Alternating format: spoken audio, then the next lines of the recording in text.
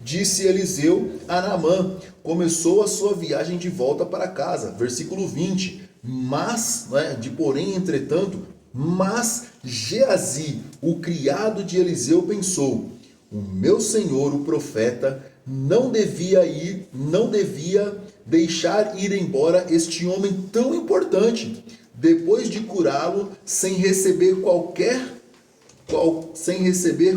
coisa, embora este homem tão importante, o mesmo versículo, eu estou lendo a mesma linha aqui, depois de ter curado sem receber qualquer coisa em troca. E o versículo 20 termina dizendo assim, vou atrás dele e pedirei alguma coisa por minha conta própria, né?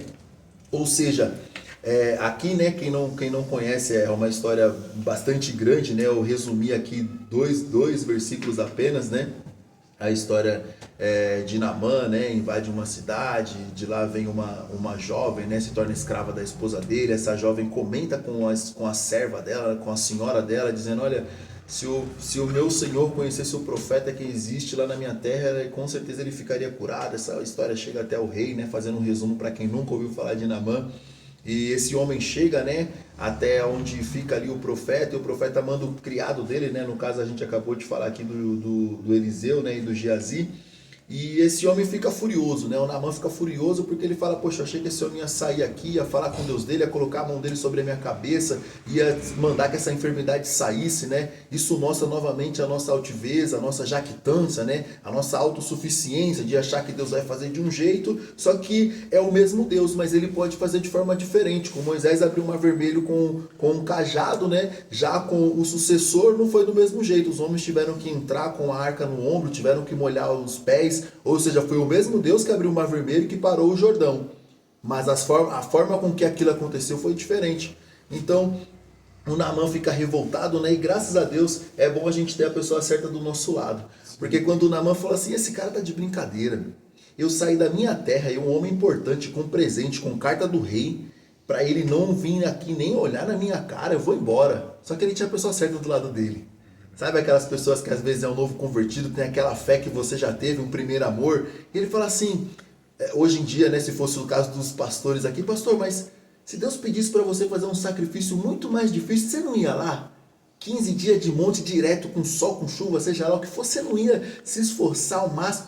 Porque ele está mandando você obedecer, mergulhar no Rio Jordão 7 vezes para ser curado. Você está aí, né, ficando doidão, querendo voltar de mãos vazias.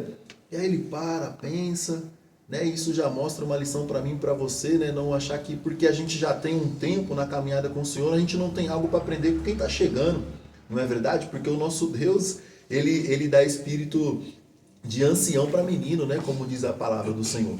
E aí, resumindo, né, como eu disse, é só um resumo sobre a história aqui de Naamã, né, para quem nunca ouviu. Resumindo, ele se convence, né, ele volta atrás com aquela loucura do coração dele. E ele mergulha 7 vezes, fica curado, e aqui chega a passagem que a gente leu. Mas o foco não é Naamã, o foco aqui hoje, infelizmente, não é aquela menina que foi levada, que o Senhor também já desceu um manto tremendo sobre aquela moça. O foco aqui é sobre Geazi. Porque assim como eu contei a história do celular, assim como eu contei a história do fone de ouvido, não teve aqui com Geazi uma interferência como a história lá de Tamar, Aminon, o Jonadab, né? O pessoal ali da família de Davi, chama ela, pede para fazer um bolo, deita com ela, manda o pessoal para fora e você força ela a ficar com você. Não, aqui não teve a influência, né, de um colega, de um amigo que viu uma tristeza no rosto do outro. Aqui o próprio Geazi, ele viu aquela oportunidade. Aqui o próprio Geazi subiu no coração dele de falar assim: rapaz, o meu senhor não devia estar deixando esse homem tão importante ir embora assim, de mãos abanando, sem receber uma prata, sem receber um vestido, sem receber ouro. Olha o que o versículo disse: eu vou ir atrás dele e vou dizer que o meu senhor aceita sim o presente. Então, essa passagem, né, embora eu fiz um resumo, né, e li apenas 2 versículos aqui, era deixar claro que, como diz o tema da mensagem, né, livrai-me de mim mesmo. O Geazi aqui, ele não teve uma interferência de uma seta maligna, de uma obra, não, foi o coração dele, né, que quis tomar posse daquilo que não era dele, né? E como eu já fiz um resumo sobre até a leitura que a gente fez, eu não vou dizer aqui como aconteceu a história, como terminou essa história, mas fica aí a sua curiosidade, né, de saber. 2 Reis, capítulo 5, foi a história de Naamã. Sem perder de tempo aqui, já gostaria de fazer a leitura do livro de Lucas, né? Lucas, capítulo 15, no versículo 11.